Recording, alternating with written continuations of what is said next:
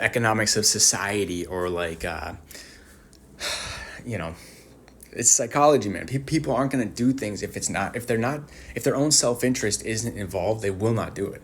So that's why you see when the good of the community is prioritized over everything, and there's no self-interest in the picture at all, everything just falls apart. People just get depressed and do nothing because no one's incentivized to do anything. Like, human behavior can be predicted.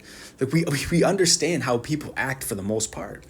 And then at the other side, when we take the community and say it means nothing, and say self-interest is the only thing that we have, then you have a de-evolution of, because there comes a part where it's like the self is actually interested in the community doing well too, because if you don't have a community, then you're not going to be doing well.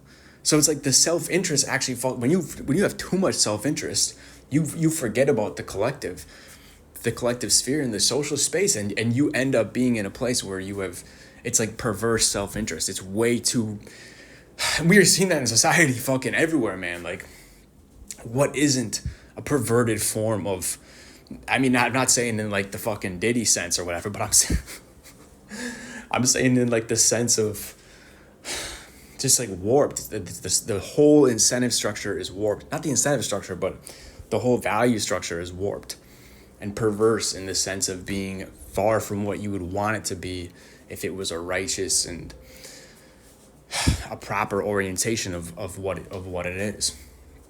So it's like that has to be balanced out.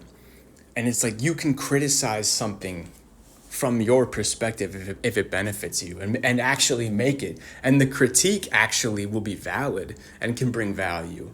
But at the same time, like, understand that when people make critiques, it's kind of for their own self-interest. Like, I can sit here and talk about